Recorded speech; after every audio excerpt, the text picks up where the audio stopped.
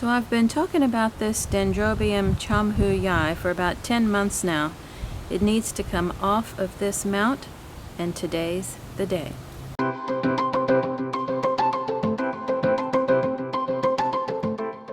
Hello and welcome to the Orchid Hut. My name is Dana, and thank you for taking some of your time today to enjoy one of my orchid videos. This is going to be sort of a repotting of a Phalaenopsis type Dendrobium, but it's really not as much of a repotting as it is taking this orchid off of the cork bark mount and transferring it to a more potted situation. Now, in the little snippet at the very beginning of this video, you'll see that this orchid is extremely top heavy. It hangs sideways, you know, it's growing off the mount. And for the past 10 months, I kept saying, I've got to transfer this off the mount. It has been on here for several years as soon as new growth starts. Well, that is now the case. So let me show you what's happening here. Right down here at the bottom of this last cane, so this was the last cane, you see a little new growth starting. Now, I know this orchid's history, and I know that this growth develops rather quickly, and I also know that it puts out roots rather quickly. So I'm going to go ahead today and take this off of the cork bark mount and transfer it to a different kind of potting situation. So I'm going to go ahead and remove the tag. This is my Dendrobium chamhuyi. It was a featured orchid. I've done videos about it in the past. I'll put a link in the upper right hand corner to the previous videos, and I will also insert a photo of its bloom. Okay, so let's get started. When I was preparing for this potting project, I tried to think ahead about everything I might need before getting started. Now, I may not have gotten it 100%, but let me walk through, before we take this off the mount, let me walk through some of the things that I thought about. I want to put this in sort of a holy orchid pot, something like this. And I really would love for this orchid to be able to be in a pot like this, but this is too large. The root system behind the sphagnum moss on the cork bark mount is not going to be extensive, so this would really, I think, be over potted. And while it would be great because the orchid is top heavy, and this is a very heavy pot, I don't think that it would work well simply because it's too large. So I'm going to put this one out of the way. Okay, now I have something similar, but it's cone-shaped. So this would have to be a pot that would be hung, like from a wire hanger, and I'm actually okay with that. So I decided to use this instead because I like the size a whole lot better. But then this is a little bit problematic because it can't, you know, stand. So then I searched for something like this that the cone would fit into, so that as I'm working with this, you know, it's a manageable situation and it won't tip over on me. Okay, so then the next step is to think about a way to possibly fill the bottom of this cone without excessively using up a lot of unnecessary media. Now, packing peanuts are often good for this purpose, but I really don't care for the look of the white packing peanuts showing through the holes of the pot. So what I have opted for instead are these wine corks that I've saved.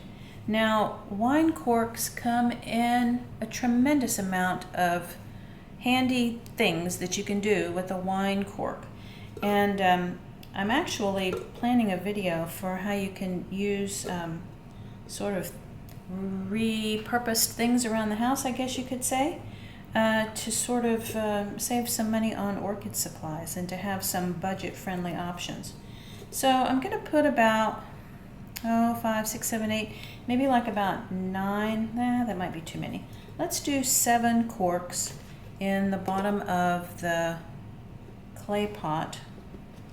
And then on top of that, I will put some large orchid bark chips, kind of make it a bit more of a level surface on top. Okay, so that's what it looks like now. And let me get these other pieces of cork out of the way. And you know, if you don't drink wine and don't have any corks to save, I'm sure you could collect a few from family, friends, neighbors. They really do come in tremendous handy with orchids. Okay, so now that the cone pot is filled with the wine corks and a few pieces of very large orchid bark, we can move on to the next step of removing the orchid from the cork bark mount. All right, so I took a moment to readjust the camera so that you could see more of the top of the pot here. And the next thing I'm going to do is go ahead and use some of my Repot Me mix for dendrobiums. And I'm going to put a little bit of that in. Okay. And then I'll also be using some small pieces of charcoal. And now we're ready to carefully set this aside and work on removing this orchid from the cork bark mount. Now I had done all kinds of strange things trying to hold this orchid upright, especially over the last year. Stakes and wires and nails and other kinds of staples. And I'm going to go ahead and cut the elastic cord. Some of it has already deteriorated, but I'll cut off the remainder.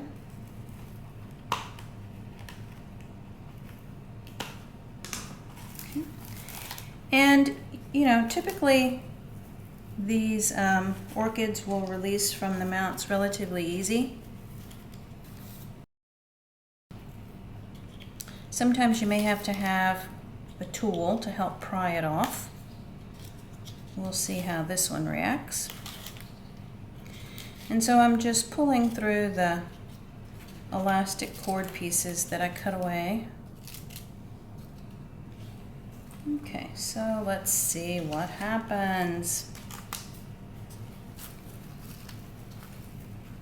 I'm being very careful of that new growth.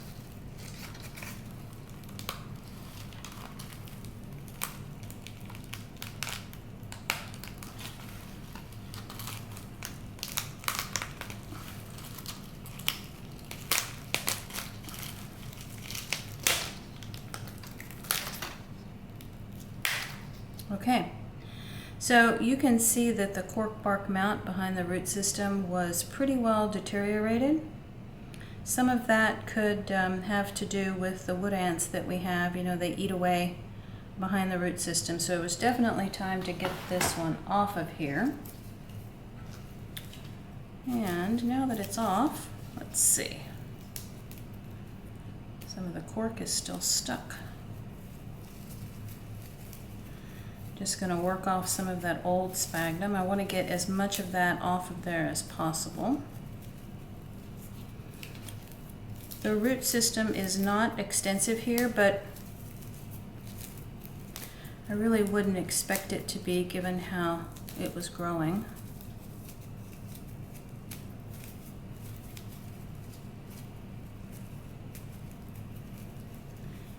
And I think probably the next easiest thing will be to take it to the sink and wash off the remaining sphagnum moss. So let me take this to the sink and I'll be right back. Okay, so back from the sink. You know, I washed out as much of the sphagnum moss as possible. It really is of no benefit to try to fuss with that until you get 100% of it out. There are some dead roots here where you can just see the string that's left. You know, you can just clip a few of those off, just the, obligatory trim here. But again, this is not really going to do a whole lot to help the orchid one way or another, and it is pretty time consuming. So do a few of those if that makes you feel like you actually gave the root system a trim. And then what I want to do for this orchid is I want to remove these two oldest canes. Now, a few years ago, these older canes, even after they had lost their leaves, they did provide some nutrient and energy for the orchid. But now that they are so old, and there are 4 newer healthy canes on this orchid and another one on the way, these can safely be removed by just cutting them down at the rhizome. This is also the place where the oldest root system is, and so if some of the older root system comes off with this, then that's perfectly okay.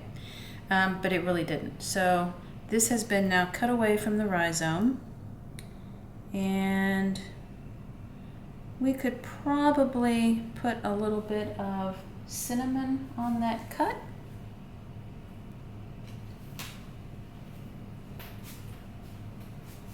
So always be careful not to get the cinnamon on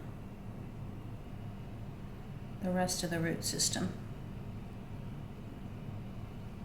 Okay, now I'm going to go rinse my hands because I don't want to get cinnamon in other places.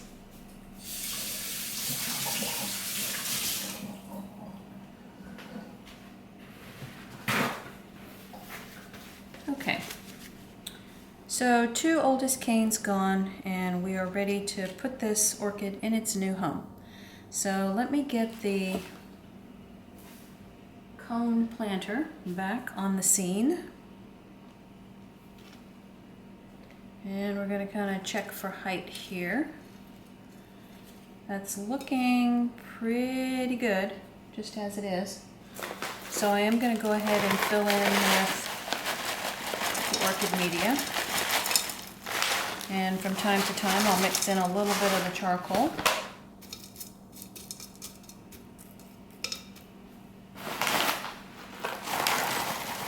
I know it's difficult to see the entire plant on here, so at the very end I'll be sure to take a photo of how the entire plant looks on the hanger.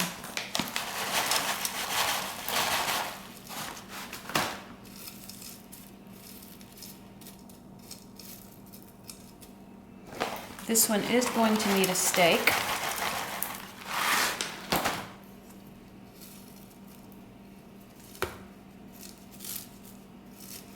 And a good watering once it's finished.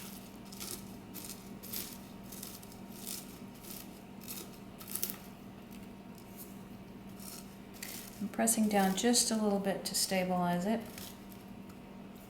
Okay, so this is absolutely going to need a stake. That root system that was in the, or attached to the cork bark mount was,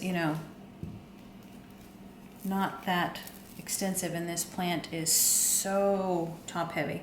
So I'm going to go ahead and go off camera and add a stake, and then I'll be back to show you the finished product.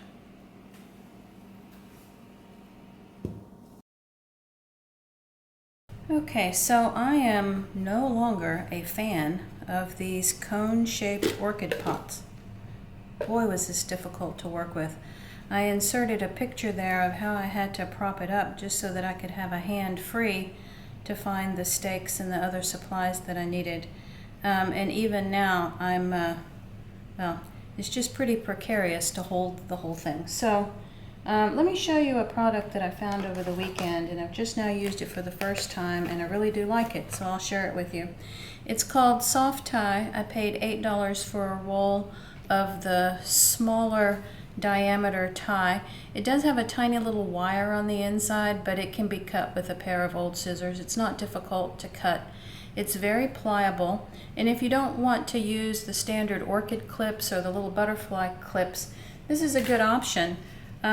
Once I've got these stakes in this cone-shaped pot, you can see how I just used the soft tie to hold the canes up against the stakes. And you know, it doesn't detract from the overall look of the orchid. All right, so thanks so much for watching. I'm going to try to figure out how to get this outside so that I can attach the wire hanger and hopefully get it in a position where I don't have to keep stabilizing it. All right, so if you enjoyed this video or learned something new, enjoyed watching my struggles, please give it a thumbs up, and the subscribe button will be coming up in the bottom right hand corner of the screen. Thanks so much for watching.